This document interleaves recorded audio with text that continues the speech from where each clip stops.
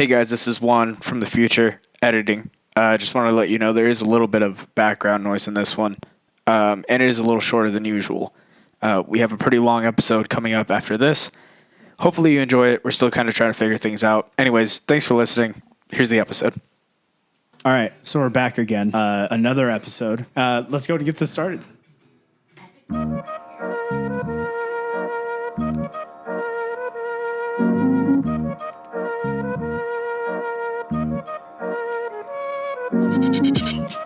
Okay. So, I'm sitting here and I'm thinking to myself, in this era of like recasting things and redoing everything that's, we kind of grew up with. And revamps. And I have a question for you. How do you feel about remakes and recastings on like television shows and movies and things along the lines of that? I feel like it can be very difficult, but I will say one of my favorite pieces of television is the From Dusk Till Dawn, the series. Oh, yeah. Which we both watched the movie growing up with George Clooney and Quentin Tarantino, of course. Right.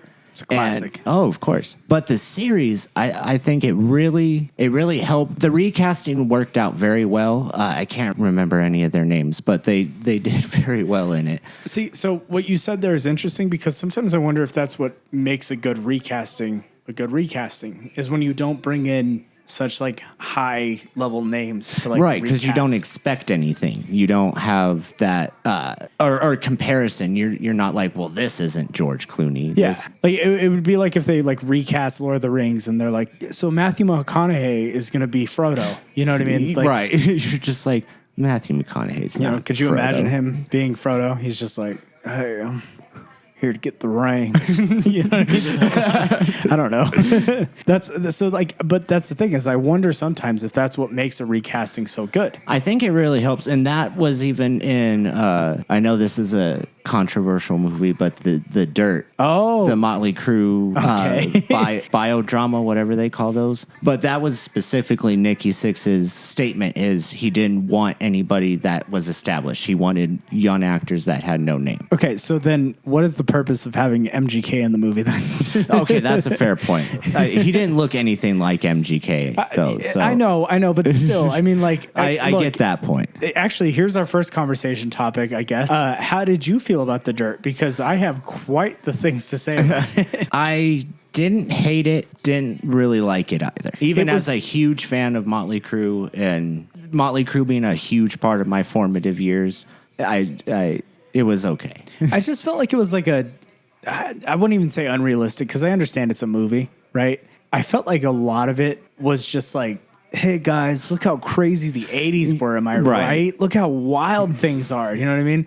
It's like, yeah, I mean, you read The Dirt and the stories are like, wow, you know what I mean? But it's just like, I don't know, man. I watched the movie and it almost feels like it's like trying to be edgy for the sake of it. And not doing a very good job at being edgy. Actually, a good little segue is Terrifier 2. Did you ever watch that one? No, I haven't. I've heard many a thing about the Terrifier movies. Yeah. The only reason that my family and I watched it was because it was supposed to be this bombastic... Bonkers. Yeah. Disturbing. People were throwing up and leaving the theater. Good old Paranormal Activity kind of. Right. Yeah. And we watched it and we were like, this is it.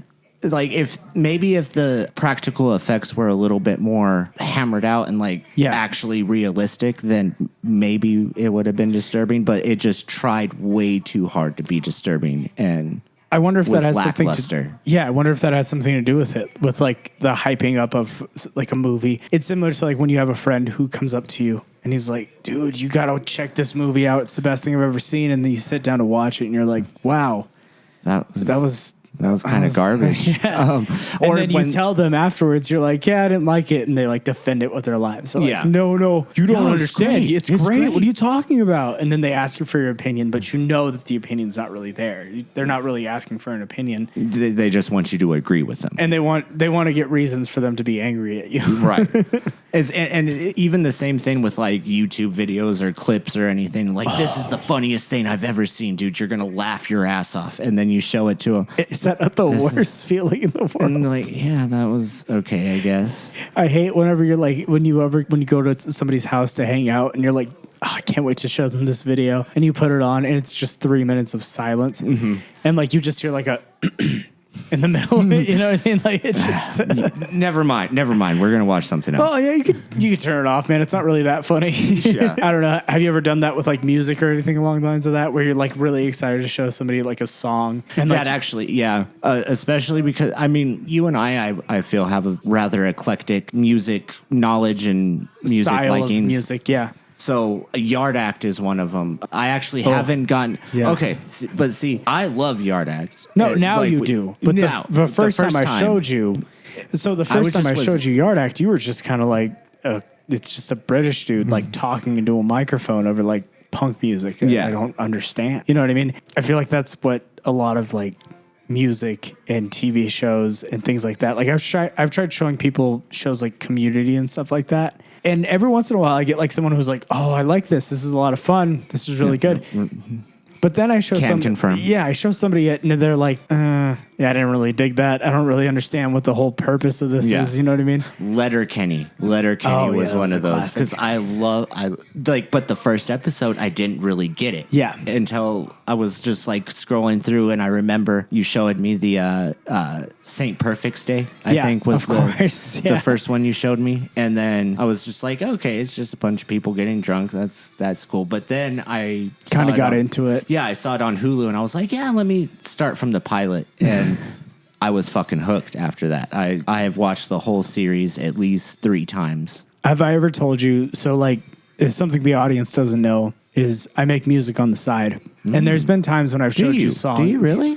Well, you know, not to toot my own horn here, but I've got a whole 22 listeners on Spotify a month. No, but like I've shown you tracks before, and there's been times when I've like been really excited to show you something, and I'll show you it, and you're just kind of like, yeah, that was, you know, and I'm like, oh no, yeah, but okay, but if you looked at this part, maybe if you would have done that, or maybe it's a little lackluster here. But I also feel like that's why you and I are excited to show each other things. Well, because I know that I'm going to get... Even if it's disappointment, it's... constructive. Exactly. Yeah. We're never just like, oh, this is shit. Why the fuck would you ever put this out? Honestly, if you ever did that to me, I'd probably curl up into a ball and become part of the room. That's just... Hey, where'd Juan go? He's in the floor. He's our dining room table now. You guys can set whatever you want on me. I don't exist anymore. He's our coffee table. It's fine. That's got to be the worst feeling in the world when you like prep something for so long and then you like show somebody and they just kind of go like, yeah, it's whatever. Yeah. You know, like you think about it. I don't know. I don't know people like who can show somebody an entire movie and like sit there and just not even react to the fact that the person's trying to like get their attention and be like, dude, you gotta see this. You're gonna love this movie. And then like you show the person the movie and they haven't laughed once. They haven't reacted once. And then the movie ends and they just kind of look over at you and they're like, it was good. It's the worst feeling in the world. It is because you keep looking at you look at them and you're not even watching the movie. You're trying to get their reaction. Like, this is a good part. I wonder how they're going to react. And they don't react at all. They didn't do anything. But that's a good part. What the fuck is going on? Have you ever had a movie like that you've shown somebody, or like a TV show or something along the lines of that you've shown somebody and their reaction wasn't what you were expecting at all? Not really. Just I don't show people a lot. You know what? Here's Richard. I don't miss very often. Is what he's saying. I was not saying that. I was saying I don't have many friends, so I don't. I don't show people a lot of things. That's just getting more depressing as we go here. He just said, "Yeah, I don't really have any friends. You know what I mean? It's just not anything I really. Yeah, it's just I just don't have a whole lot of friends. It's a weird thing to like put on a movie, put on a TV show. Now, see, okay, one thing that I can relate to with that is like talking about it with people. Like Letterkenny. I recommend that show to everybody, and it's just hard to explain what the fuck it is or why it's funny. Well, because it's so specific. It's a very specific type of humor. Yeah. Yeah. And then I'm like explaining, I'm like, oh, it's so funny. And then they're just like, okay, I got to go do something. I got to go do dishes, man. What are you doing here? I was just, Can you, I just can you, trying let, to- can you let me out of this corner, please? I I guess feel yeah. unsafe. But season 3 though. they kind of try to get under your arm and you just like No, move it. And you're like, sir. hey, hold on, just sit there. I'm trying to Why don't tell you. Just go ahead and have a seat there. I'm trying to give you the plot of season 1 here. Okay, I know it's been 30 minutes, but the least you can do is listen to me. Like, come on. Okay. I'm giving you gold here. I don't know about you, man, but like recently I've been dealing with a lot of back issues, and I feel like I need to go to a chiropractor. But the only thing that worries me about going to a chiropractor, like knowing my luck, they're gonna like find the one place that like breaks my back, and then like instead of them being like, oh yeah, well they're gonna be like, no, you signed off on this thing, so that means you can't really sue us, but we have a coupon for some cheesecake, You got a free cheesecake. and they're like, it's not like from anywhere. It's just like, Oh, Tina's making one. Katie's birthday is next Tuesday. It's coming up. At about 12:30. So if you come at that point, you right can- at 12:30, we'll get you a free piece of cheesecake, and that'll be good, and right? you're like, yep, but like my back is like my back's yeah, kinda but you signed the waiver. Yeah, so- sorry. But look, the coupon, I mean, look, we it's printed them out, cheesecake. and you're like, you printed it out. How often does this happen? They're like, Just once, a once a week. It's that's fine. it. It's no big deal. But look, it's got your name on it. We wrote it on there with magic Has your marker. social security number on there? Don't put it in your pocket. It's gonna rub off. It's gonna rub you off. know? Yeah. And then you're just like laying there and you're waiting, and like a assistant comes in. They're like, hey, we need this room. I can't. I can't walk. Wow. Oh God! Okay. Go get the office chair. Get the office chair. Yeah. So no, they tell you they're gonna get you a wheelchair and they roll it. And it's actually a fucking like plush ass office chair. It's the secretary's chair. It's the old secretary's chair, and it has like a messed up wheel on it. Yeah. So they come like rolling it in. It's like they like pick you up and slam you on it. You're like, oh, okay, yeah, that's fine. They get you right out the door and they just tip you off. Right into right into the handicap parking spot. Somebody rolls up to the parking spot and they're like honking their horn at you. Excuse me, that's for handicapped people. And you're like, I can't walk. my back. I can't move. And they're like, "Ugh, wow, you know what? We're going to call the police on you. And then you have the cops call on you, and it is what it is. You know, but then you show up a couple weeks later because, you know, you were promised cheesecake You were at this promised, birthday yeah, party. you were. You And have a show up, coupon. you get rolled in because by then you have a wheelchair. It's from You the roll low- yourself in because you No don't one's have there. anybody. It's surprising too that you still have arm movement. It's one of the weirdest vertebrae breaks that anyone's ever It's seen. exactly the C7, and that's You're not numb or anything. You're still able to move yourself around. It's just good enough that you can't actually walk anywhere. Right. So you roll in there, you're just kind of like squeaking in. You know what I mean? Secretary sees you and she's like, "Oh, look, it's back breaky." You're like, did you just call me back break. you have a nickname for me? And they're like, "Oh no, you weren't supposed to hear that." And you're like, "You said that really loud." You made eye contact with said- me while you said it. Back breaky. And so they're like, you know what? The least we can do is roll them into the the break room or whatever. So you get rolled in there. You know, you feel really out of place because you don't really know anybody there. You got a broken You're just back. promised cheesecake. Yeah, and then they pull out the cheesecake, and it's like one of those like Walmart cheesecakes. I thought Tina was making cheesecake. Oh yeah, she didn't have time. Oh, She didn't have time. but I was. You said it says on the coupon, homemade cheesecake. well, like Walmart's like kind of home, so it's homemade. No, it is. It is. You're wrong. That's what you are. You're very wrong. Can I just have my piece of cheesecake? No, so then they pull out the cheesecake, and it's one of those like value cheesecakes. It's like one of those tiny little. Yeah. Do you want the caramel chocolate or do you want the raspberry chocolate? Well, like I was just promised like a good like chunk of cheese. Can I just? I don't know. Can I like have the whole thing? I don't know. Wow. You want the whole thing? Backbreaky wants the whole thing. Well, yeah, dude, I just like you. Do you want to be fatty boo malati too? You broke my back, dude. You're making weight jokes now? I'm not. I haven't been able to move. I don't know what you're expecting from me. Okay, you know what? You want to blow out the candles too? You want to blow out Kathy's candles? Huh? You want to do it? Is that what you want? Oh, because you're so. Why don't important. you wish for a back that's not broken, backbreaky? And then you're just crying at that point. You're crying. You know what? Go put him on a downward incline over there. Oh, look, Backbreaky's crying into the cheesecake, ruining it for everybody. you're sitting there, you're like crying. They finally bring you a plate, and they're like, "Here's your cheesecake," and it's not even good cheesecake. They give you like the chocolate swirl cheesecake, which defeats the purpose of a cheesecake. Right. Like who's going to a cheesecake party, being like, "Oh, I can't wait to eat this cheesecake," and then you show up and it's just a piece of chocolate cake.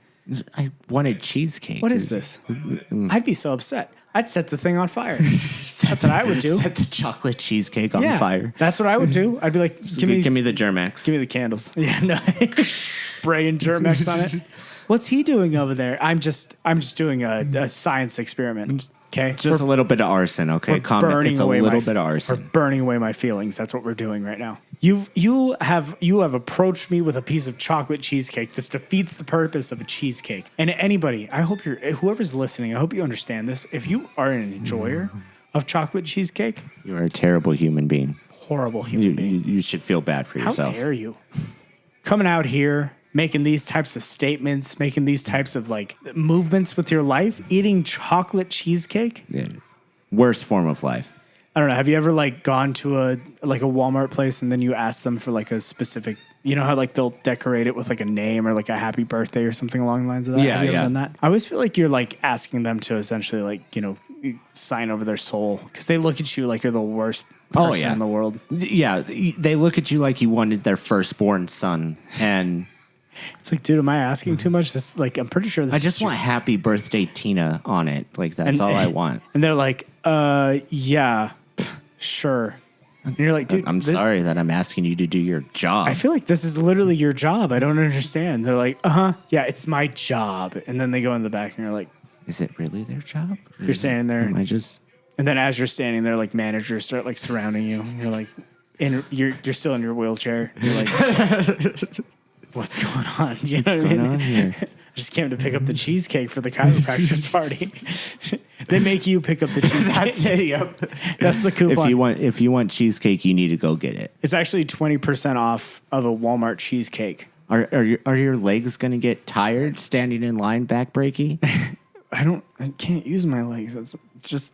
Yeah, you sit down. That's why you're going to pick up the cheesecake. Look, man, it's not my thing. It's not my fault. Okay, I just came here trying to get a piece of cheesecake. I don't see what the big issue is. Well, now you can go get the whole cheesecake. Fine. And then you roll down to Walmart. You're just rolling, trying to get in line. You know, you're in line. You're standing behind a lady who looks back at you, and she's like, "You're a little close, aren't you?" And you're like, I can't move my arms. I don't know how Kicks this. your wheelchair. You're rolling through the produce aisle, like, oh no, picking up an apple as you go. Right. That would not be. That's why I have never been to a chiropractor specifically for that reason. Nor a Walmart for that. Nor a specific Walmart. reason. Yeah. Fuck Walmart. I don't think I've been to a Walmart, like actually been to a Walmart in the last 10 years. I avoid it like the plague. Oh, I do too. Like when they were like, yeah, we're going to start doing like curbside pickup. I was like, oh my gosh, what a life-saving moment. Okay, I want to bring this up because we have had so many ideas over the years. We've known Yeah. each other for a long time. Yeah. A little bit. And we had the idea of having people pay us to do their shopping for them. Are you saying that we came up with the idea of DoorDash? And I think so. I want to sue. do we is have a what I'm lawsuit on our saying. hands? I'll be right back. Hold on. Give me a sec. Okay, sorry. There was like an emergency there. I don't know what happened. It was A piping emergency. Anyways, we were talking about having a lawsuit on our hands with the fact that DoorDash stole our ideas. I'm pretty sure we thought about that. What 2018, 2017? Well, yeah, because we realized how lazy we are. And Right. we're like, how many people are feeling like this right now? I bet we can make money off of this. I feel like that's how 90% of entrepreneurial like ideas go to death. It's like a group of dudes who are like, we can do this, and then they just never do it. Yeah, and then they wake up the next morning. What did we talk about? I don't know how to It was develop. some kind of movie. I don't know. We're not talking. Look, we're man, this done. is 2016. We didn't know how to develop an app. right. Okay, the only way to develop an app was to do it yourself. You can't just ship it off to somebody on Fiverr Yeah, right. and be like, "Hey, can you do me a favor? Could you develop an app?" And some guy does it for like $20, and he's like, "It's the best app you've ever used," Yeah. and you're like, "It's still not good enough." You know, Fix it. Fix it, crony. isn't it weird to think? It's weird to think about how many apps like that exist nowadays. These like delivery apps. And that used to be I think you remember in almost every TV show there was some joke about developing an app. Yeah. Because like look at Rick and Morty. Well, yeah. There was Big Bang Theory. There was Richard watches Big Bang Theory, by the way. God. He just admitted something Fuck. to you guys. you know what, let's roll it back. I don't want that information being out there. The comments are going crazy. No, I love. Anyway. Whoa. Anyway. He said he loves it. I love Big Bang Theory. loves I really do. Why do you love Big Bang Theory? I don't know. It's just a comfort show for me. I It's get always that. been one of those like I can just throw it on and I'm good. Yeah. I don't know. Maybe is it just because you can like kind of expect what's going to happen next, or like That helps. And then I also love commenting on how much it retcons itself. That's always a fun self conversation for me. just the But anyway. just Sheldon being like Bazinga. Is that the biggest joke of the show, or That's only in like the first 4 seasons. There's 12. they only rely on it for the first like quarter of the show? That's not a big deal. It's not, it's not crazy. I feel like that's the thing with sitcoms, right? Like how many sitcoms have those kind of jokes, like the continuing jokes, what I mean? Ross has that whole, we were on a break, yeah. Kind of thing. Well, of course, there's like Modern Family. They have the continuing joke of Phil like having good intentions, but always fucking up. See, but that's more of like a situational joke. That whereas is true. like That's true. there's some shows that really do rely on like that one word kind of like phrase, or like not one word, but just the phrase itself, where like that's what gets the crowd laughing. Yeah. Well, okay, maybe Letterkenny's not a good example, but I mean, they have that continuing joke, like the to be foul, Yeah, of course. and then you know what, Katie, you make very good tarts, and that's why I appreciate you. Is that like a modern form? Do you think is the to be fair kind of like a modern form of that type of joke? I think so. Would you say Letterkenny's like a modern sitcom? Oh, I definitely would call it a modern because it relies on the like fast paced cadence, like that Between the rapid characters. fire, Yeah. and then but it's continuing phrases. Like I definitely think they rely on that, and it's season to season too. There's some that go all throughout the seasons, but then there's some that are just specific to that season, To that one season. which I rather appreciate. I think it's really interesting because our generation's kind of been taught to essentially like despise the sitcom, right? Or not like despise it, but it's more of a nostalgia thing, Right. like having the laugh track. But it's wild to me how just getting rid of a laugh track can make a show seem like such a different thing. Yeah, you know what I mean? that is true. And Friends is a very good example of that because if you get rid of the laugh track on Ross some of is those, a psychopath. yeah, he's a fucking well, I wouldn't say psychopath, sociopath, because he has some empathy. But We watched an episode of Friends the other day. Here we go again. We watched an episode of Friends the other day where Ross is. Spoiler alert! Sorry, it's a 20-year-old show. But him and Rachel get married in Vegas, and like they're Oh, yeah. supposed to he's supposed to essentially get them divorced or whatever, Get or an like annul annulment. it. And he lies to her, and then he like goes back to Phoebe, and he's like, "I didn't get the divorce." Bye. And I'm like, dude, if that didn't have a laugh track behind it, this dude would seem like a crazy dude, person. you are a fucking stalker. What is your problem? That's the thing, dude, is like how many of those shows normalize like these people being absolutely insane. Right. Imagine going over to somebody's house, like on the topic of Big Bang Theory. You go over to somebody's house and you sit in their couch and like this. That's my spot. I would be like, what? You know what I mean? I'd be You like, know what's going on? You know what's here? bad? Oh, is, no. I do that because where I'm sitting right now. Is that your this spot? This is my spot. Is that your spot, Sheldon? Yeah, this is my spot because I can see out the back door. I can see down the hallway. I can see the front door. I'm perfect. I can talk to people in the kitchen. I can talk to people in the living room. And the door, people coming through the door, you can talk to them. Yeah, this is my spot. Do you think that has anything to do with the Big Bang Theory, or was the Big Bang Theory just kind of like a thing that you related to because of that joke? Probably the latter because Okay. I've always kind of been a little OCD About where you sit? about my spots where I sit, where I park, where I can imagine going have over a to your parking house. spot at each place that I go to regularly. I couldn't imagine going over to your house, like not knowing you. And there's like a beanbag in the middle of the floor. And I go to sit in the beanbag. That's my spot. No, and like you haven't come out, but like everyone's kind of looking at me like, Oh no, God, no one tell him, you know. And then you walk out and you're like, you're sitting in my spot.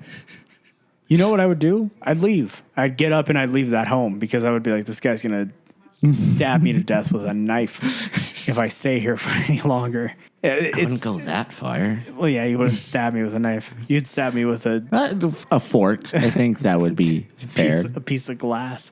Just a little piece of glass is fine. Just a little. Ow. Yeah, you're in my a spot. You're in a spot. I don't know. That's one of the things that I've always kind of like that sitcoms have always tripped me out about is how often you watch a sitcom and you're supposed to kind of like root for a character. You're supposed to root for somebody. And they just turn out to be like the worst. Look at How I Met Your Mother. That's a very good there you example. go. Ted is just a fucking piece of shit. He's the worst. Sorry. No, you're Pardon not my lying. French. He is honestly awful. Like that's what I'm saying. It's like the American sitcom went like, hey, you know this horrible, like even that 70s show. As I grow Eric older, Foreman. I dislike Eric more and more every time I rewatch that show. Yeah. And I like Hyde so much more because at least he's real. Like Yeah. he's just like, no, I don't give a shit. Maybe not the actor as much, but yeah, like the character himself. Yeah. What's wrong with the actor? Wait, you don't know? No. Oh, Oh man. Oh. Richard's World's about to get rocked. What happened what? with Really? his actor? You don't know this? No. Oh no, I don't want to be the guy who breaks this to you. What happened? I'll do it though. You okay. got to be the one. If it's not you, it's the internet. Okay, here's the thing. So Hyde just so happens to take one headphone off real quick. So Hyde, so that's why Holy Hyde is shit. Yeah. That's why people don't like Hyde very much. Well, not Hyde. Because it's not like the character Hyde did it, but he didn't yeah, do that that. sucks. Why does every actor that I like have to be a piece of shit? Scientology. That's Yeah. why. Oh, okay. It was just like, it was one of those things where like they kind of hit it. Like that's the thing. We'll get off this topic. Like there's so many of those actors, they kind of come from like families that have a lot of like ties in Hollywood. He just so happens to be one of those. Gotcha. You know, okay. and You say less. you know, and it just is what it is. Yeah, we can just move on from that. That Richard's World just got rocked. Yeah, so. we definitely won't talk about that for sure. So it's like, yeah. Oh, sitcoms and dislikable leads. Yeah. Dislikable leads. Hyde's a very dislikable lead. I don't know why. Not in the show. Every time I watch that show, it's just something off about that guy. It's just something kind of puts me off about that dude. Something a little weird about him. Yeah. Yeah. Anyway. Richard's world just got rocked because I remember growing up, he would always be like, I'm kind of the Hyde in this situation, right? He's not going to use that term very often anymore, that's for sure. One, I never used that term. I never said I'm Hyde. I said maybe I related to him, but that's about it. So we'll change the subject, but I really wanted to touch on something here. We talked about your liking of Motley Crue, and as it turns out, I just so happen to have a friend who is very like opinionated. Okay, and most of our friends are. we're gonna give him a call. Okay.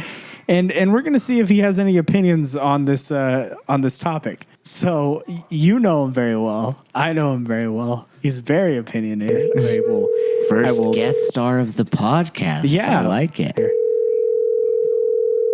buddy. Hey, buddy. I was actually I was calling you because Richard has an opinion on a band, and I wanted to hear you guys talk about it. Oh, okay. Richard, why don't you go ahead and tell him what your opinion on this certain band is? Well, why don't you introduce the band and then I'll present my opinion. Okay, so Richard's a big fan of Motley Crue. Can confirm. Okay. And we've had this conversation a couple of times about my feelings towards Motley Crue. Almost went to blows over it. Yeah. And I mean, you know my opinion. I think that they're a little bit overrated. Mm-hmm. And I mean, like, Nikki Sixx is cool. Okay. See? So Okay. you've got So good. All right. we're not back up here.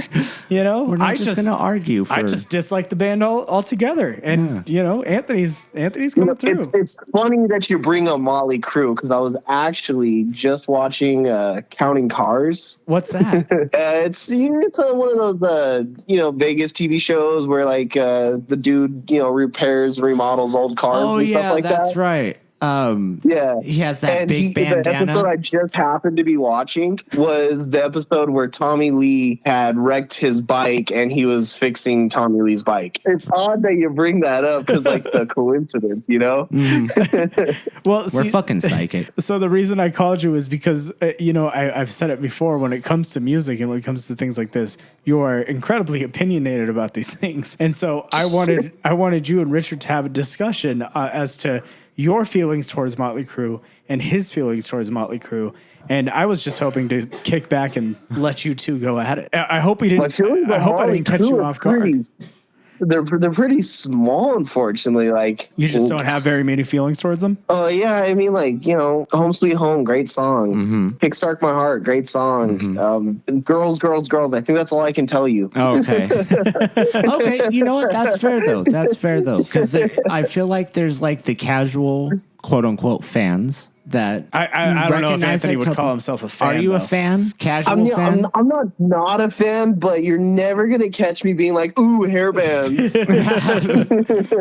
Okay. All right. That actually starts a pretty good conversation because Motley Crue, or I guess Nikki Sixx, never wanted Motley Crue to be classified as hair metal or hair band. Yeah, well, they did it. Yeah, I understand. And I've argued that they were one of the purveyors of hair metal. Kind of dropped the ball on that whole hairband thing. Huh? Well, yeah, they wanted to be punk, and yeah, they kind of started out that way with Too Fast for Love, but post that. So my the thing that I've told Richard before is that I believe that Motley Crue is more reliant on their image than the music itself. And I feel like that's what made them such a popular band was the image of Motley Crue. And I've agreed with that. Yeah, but I think that as musical artists, they are some of the most say it untalented individuals that have ever picked up an instrument. That's where we kind of tend to disagree. I'm not going to say that they are the most or the greatest band in the world. I'm not going to say that. But I will say that they... Well, I mean, the classifications of like most talented musicians, you're really striking the bar real low when you have a song like Home Sweet Home, which has the most standard piano riff of like a C chord where it's like... Yeah, like I said, I'm not saying they're the most intricate or the most talented. I'm not saying that. I'm just saying I very much like them. I understand. And they are rather popular. A lot of it is because of image. I will admit to that. But I've always enjoyed the band, and they were very important to me in my formative years. So that's where my relationship with Motley Crue is.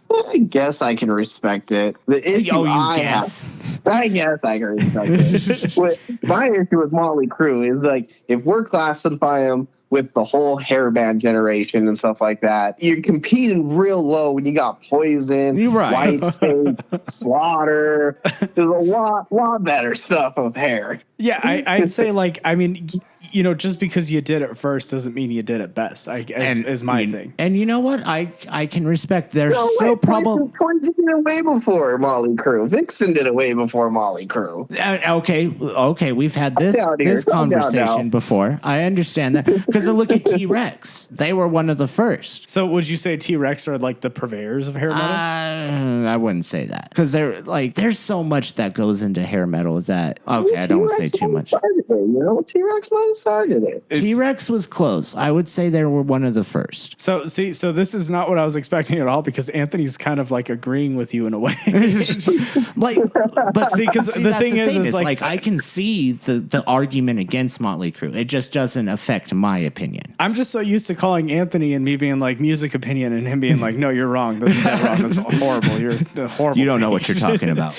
He's so much nicer to you. I don't like Motley Crue. I don't dislike Motley Crue. The issue I could just sit there and tell you is if you ask someone who Motley Crue is, the only thing they're going to tell you is, oh, yeah, I seen Hot Tub Time Machine. Okay, I've never seen Hot Tub Time Machine, so I don't know the reference. So that's what makes you a Motley Crue fan is you've never seen a Hot Tub Time Machine. What was it, like Motley Lou or something like that? Yeah, Motley Lou. They changed the name of it. Oh, God. Anthony, thank you for coming on, man. I appreciate you, man. Yeah, no problem, buddy. All right. Well, I'm sure we'll call you sooner or later. Yeah, no problem. Especially if we're looking to put Richard on the spot. All right, buddy. I appreciate you. All right, guys. You have fun now. Bye. Bye. Okay, so putting you on the spot. That's basically what the show's going to be. You know what? Like I said, I'm just firm in my opinion. I see the argument. That didn't go anywhere like I was expecting it to go. Because you wanted it to be like a verbal fist match. Yeah, I was hoping because here's the thing: I have such strong opinions about the band, and yet everybody else that I ask is just like, yeah, they're there. It's a cool band, I guess they're fine. And I always expect especially with him, I was expecting him to be like, oh yeah, no, you're definitely I hate this band, especially considering how how whenever it comes to his opinions, he's very opinionated, and yet for the first time, I've got him to just go, no, they're all right, I guess. That's cool. Well, it's just one of those things. Like the only time I've ever gotten like fervent in arguing about Motley Crue, is when people are factually wrong. That's the time that I have to step in. What would you say is a factually wrong statement? Oh, glad you asked. Remember what was it? He just New buttoned Year's? up his button. Just unbuttoned the sleeve. Stood up straight. I'm glad you asked. So when you said it was one New Year's Eve, I want to say maybe 2015, 2016, you argued that it was, I mean, of course, we were all, Doing what, Richard? hanging out around a fire. That's what we were doing. Yeah. Drinking juice. A lot of juice. Yeah, a lot of juice. Good apple juice. Just apple juice. All different types of juice. Yeah. You said, I'm going to paraphrase, but you basically said that Motley Crue only was famous because like some record producers saw their look and said, okay, let's give you a deal, which was factually wrong because they started on their own record label. And you know who else started on their own record label? Macklemore. Oh, I didn't know that. Are you saying that Motley Crue is like Macklemore? I didn't know that. And I mean, it's respectable. It's respectable either way. They started on their own record label and became big because of their reputation, especially, and this was another part that we argued about. Yeah. In the early 80s, in the LA scene, yeah, punk was becoming big. It was not metal or anything that was pop. It was punk at that time. Right. And they used to get in fights all the time in LA because of the way that they dressed. They wore the fucking high-heeled stilettos and the makeup and shit, and that wasn't the scene back then in 81 when they started. You know, I feel like there's only going to be one way that we ever settle this debate, and that is if we actually do it in a debate format. So what we're going to do is we're going to actually have Anthony, who apparently his opinion is not what I expected, at least. Very neutral, which I like. I'm going to have Anthony come on as a judge. And he will sit here. He's going to be the moderator. Yeah. That's what they're called. And if he sees us getting out of control, we will let him stop. Oh, no. If it's going to be actual debate format, I know the rules. You will yield your time. Go, yeah. Like, we can go fucking with the chess stopwatch. Letting each other have a few minutes to kind of argument. Actually. I actually really like this idea. Okay, so this is what we're going to do. We are going to have ourselves a bit of a courtroom debate as to whether or not Motley Crue can be considered a good band or not. Which, of course, is subjective, so that's going to be fun on a bun. Here's the interesting part about this whole thing. I always wonder if maybe my opinion being skewed towards hair metal is because I didn't grow up listening to any hair metal. That'll come up in the debate. That'll be interesting. Growing up, I listened to things like Bone Thugs and Harmony and like Lil Rob and like SPM and like Jay-Z and just like, it was a lot of like very cultural and like just kind of like the area that I grew up with. Mm-hmm. I didn't listen to Motley Crue or like hair metal until I was like 13, right? Okay. And don't get me wrong, the first time I saw Motley Crue, I was like, wow, these guys, they're so cool. I love this. And then I listened to their music, and like I was like, all right, it's good. They had some songs that I really enjoyed, but I think the reason why my opinion is the way that it is towards them is because I always saw them more as like a look band. Right, which I agree with. And I've like had Kiss. this, you know what? I've had this debate with another friend of mine, Randy. I've always seen them as like the Black Veil Brides of that era. You know what? I actually kind of see that. You know, because and I was never got too into Black Veil Brides for that reason. Well, because to me, Black Veil Brides, there was definitely some talent there. You know, you don't have a guy who can solo like some of those guys do, or you don't make music the way that they do. Well, look at Mick Mars. But when I was younger, it was always more like, oh, Black Veil Brides is cool because of the way that they look. Right. Which is how even I Fall felt. in Reverse at that point in time. Well, no, because Falling in Reverse, They were very theatrical. Yeah, but like musically, they backed their talent was very much there. I get that. Yeah, and so like, this is gonna be interesting. well, no, because so like listening to, you know, I would listen to similar to the way that I would listen to Motley Crue. I would listen to a band like Black Veil Brides and be like, yeah, their music's there, you know. And I mean, they had like one or two songs that I really enjoyed, but it was the same thing with Motley Crue. Like I've never sat down and been like, I'm gonna sit back and listen to a Motley Crue record. And see, I have with every single Motley Crue record, which is wild, to except me. for the one that Vince Neil wasn't a part of. I refuse to listen to that one. What was it? It was the Motley Generation Crue. of Swine. I don't know. I was talking to myself mostly. Yeah, because it wasn't Motley Crue. That was one of the things. And that's one thing that I do actually really appreciate about Motley Crue is it was all of these four personalities, and without any of them, it's not Motley Crue anymore. Like, they have to be those four people. Well, so that's what I'm saying. But I guess that's the difference between them and Black Veil Brides, where like Black Veil Brides, the names didn't really matter because as long as like Andy Biersack was a part of it, it was kind of like Panic at the Disco. Right? Okay. Whereas as long as with like that main member was there, it didn't matter It's who still kind of moved Panic, around. Yeah, that's the thing. I guess that's why I respect the fans of Motley Crue is because, you know, you stick by your band, and you like it, and you, much as I disagree with, right? But you've come a long way because remember how heated we used to get talking about this. Absolutely, and I'm sure when we do the courtroom debate, it's going to get a little heated. So look, what I'm saying is, I'm glad we're going to have a moderator. What I'm saying is I've never sat down and listened to a Motley Crue album because I know that I'm going to hear 2 tracks out of it and be like, I know these. And then everything else, I'm going to be like, what's going on here? Whereas I grew up with Motley Crue, so I know every song. Which is commendable. I have nothing but respect towards it. We'll take a quick break. What we're going to do is we'll sit back. You know, we had a guest star on for a second. Yep, first guest star. He'll definitely come back, and we'll be right back. Here's a quick break.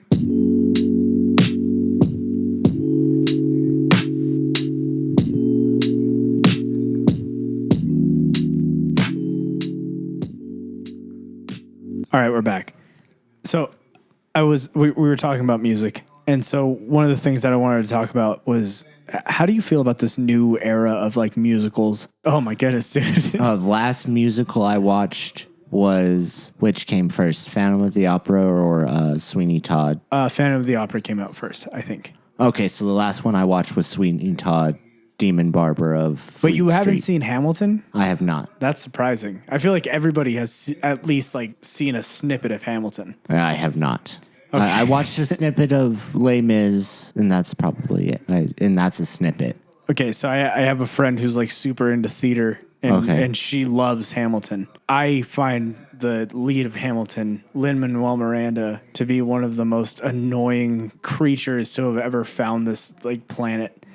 The dude wrote the musical and then went, no one can do this part like me. I am the lead. He is actually the worst. So the thing about Hamilton is when it came out, it was like, I mean, it was super influential. It was like very different. I've heard that. I've heard it's very like prominent in the movie industry or musical industry, whatever. I just haven't watched it. Yeah, but the thing is with this guy, he is like, one, he's not a lead. You know, you look at the dude and you're like, definitely not a lead, right? But like, I like to imagine the fact that he wrote this thing out, right? And he had already he had written like a couple of plays before it, or a couple of musicals before it. But when it came to this one, and in every musical, he casted himself as the lead. And again, he casted himself as the lead in this one. You're telling me that you couldn't cast anybody else to be in this position other than yourself because you were just like, no one can do this. No one can do it quite like me. I'm the only one who can go up there and be like, Spamilton, Hamilton, Ramilton, Hamilton. You know what it is, right? Hamilton's like it's a retelling of the Revolutionary War. I have no idea what Hamilton is. I have absolutely no idea other than people like it. So it's a retelling of the Revolutionary War. Okay. But it's done to a hip hop beat. Oh my God. No. Yeah. Fucking no. Yeah. So just to add on to this. Okay. This guy is, again, he saw himself and went, I'm the only one who can play Hamilton. Okay. What is Hamilton? What is his role? What does he do? Well, so it's Alexander Hamilton. Right. So it's the president. Yeah. Yes. Right? Was he? Yeah, I think he was a president. No. The history, the high school has failed us clearly. Anyways, this dude, he plays Hamilton, which was like I guess like a part of the revolution of, the United States getting away from Britain. And don't hear me wrong, there's moments in it that are like pure gold. There's like the guy who plays, I think it's like King George, something like that. I want to say it was King George, yeah. He plays it really well. The surrounding cast is very good. The guy who plays George Washington's fantastic. The guy who plays Thomas Jefferson is a gem. But then Lin-Manuel Miranda appears. And he's the most prominent figure throughout the entire thing. And I see you're looking up Hamilton. Just look at Lin-Manuel Miranda's face. Okay. And imagine seeing this for 4 hours on the screen. Gotcha. I will do that in just a moment. And he's spitting bars at you. So he was a founding father who served as the first Secretary of Treasury. Okay, from 1789 to 1795. Yeah. But no. But 1776, that was the establishment. Yeah. Okay. But so he got shot. Okay. Yeah, he got killed. By Linda Miranda? Lin-Manuel Miranda. Yeah, look at this guy's face, and I want you to see like what I'm talking about, and like it's. Oh my God, he's even in the uniform in this one. Yeah, imagine that for 4 hours on your screen. Oh my God. And he's going like I'm different. Things are so crazy. I can't. I'm spacey. Hamilton, Spamilton, Ramilton, and you're like everyone's like, oh, this is the greatest thing to ever happen to musicals. And I'm sitting there like, I mean, it's a good musical, but like, is no one going to point out the fact that this dude should not be the lead of the situation? Yeah, He's got these like. Well, he's got a very Ted Mosby kind of vibe. He's surrounded by models, like literal like models, like actors who are like beautiful and talented people. And then there's him who's just like this. I'm sorry if you're listening to this, Lynn, but he's like this little gremlin who just keeps coming on screen. And you're like, turn this off, please. Someone stop this man from rapping. And like, don't get me wrong. I mean, like the musicals he writes, I'm not taking anything away from him as like a playwright. He writes good stuff. I mean, but just like cast somebody different. Exactly. Or be like Quentin Tarantino and put yourself in like a supporting role. Like, which that goes away. He did it was another musical. It's called In the Heights, which is it's a 3.5 hours, but like it's a decent musical. And he casts himself as like this kind of offbeat character. Okay. That makes sense. Perfectly fine in that. I have no issue with him. Mm-hmm. But when he is the lead of the play or the musical, it's like, dude, how am I supposed to get through this? Yeah. Who's sitting through this going like, this is the guy. Yeah. This is the dude. He understands it more than anybody else. Cooper has a very prominent opinion on this. Yeah, Cooper. He doesn't like Hamilton either. Yeah, Cooper the dog. He is not a fan of Hamilton. If you find your time over the next week, mm-hmm. and you decide that, oh, no, like I got nothing to do for 3.5 hours. Watch Hamilton, and I promise you, you will watch Lin-Manuel Miranda and be like, how did this guy? I trust your opinion. I just. In other words, I'm not watching. You're right. No, I'm good. I'll spend my time elsewise. It's almost like, imagine if you were watching like Rambo. Right. Mm-hmm. And like, instead of like Sly it's Sylvester Stallone. Uh-huh. They decided we're going to go with the director of the movie. And instead of Sylvester Stallone, it's like this like nerdy little like dude who just kind of comes in and he's the one like blowing gats and stuff like that. It would make you be like, what is going on in this movie? Why am I watching this?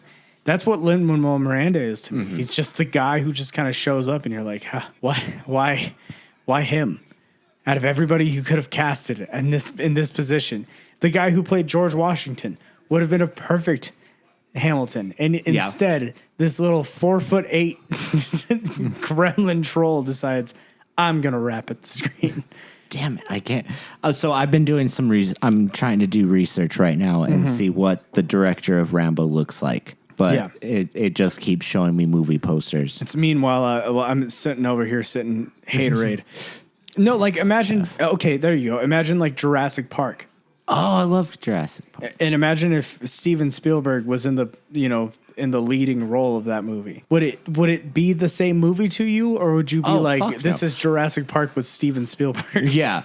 Okay. So this is what the director looks like next to Sylvester Stallone in that during the filming of First Blood. Okay. So imagine that as Rambo. Yeah. So to give you an idea, his name is Ted Kotcheff. Kotcheff. He is somewhat balding.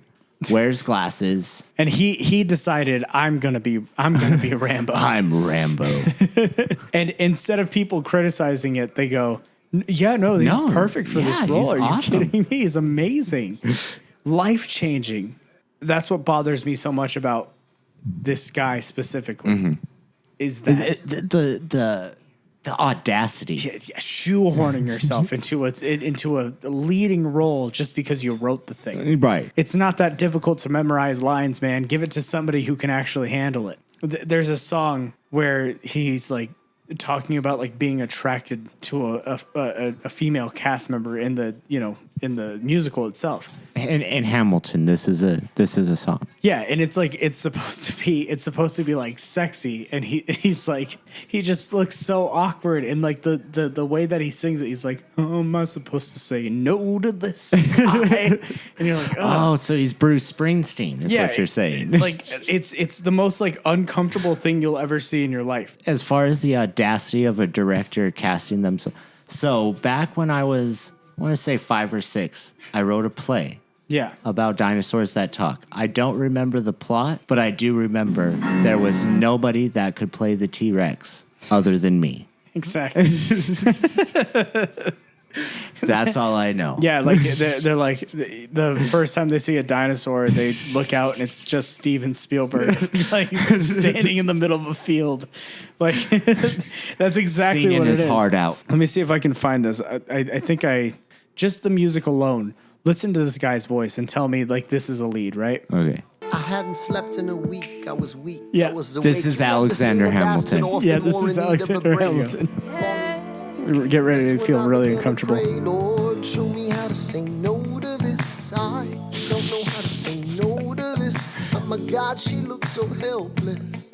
And her body saying hell yeah. Okay, that's enough of that. Like you could have recasted for that. I'm sorry, dude. It's one of the most disgusting things I've heard in my life, dude. There has to be somebody that can sing that better. There has to be. Thanks for listening, guys, to just another episode of Shooting from the Hip. Yep. I'm Juan. I am Richard. Here with Richard, and if there's one thing that I can end this on, and if there's one thing that we can finish this on, it's the sheer fact that Lin-Manuel Miranda, you have absolutely no reason to be on stage amongst these other actors and actresses. You're good at directing. Just direct. Be a writer. Do what you do.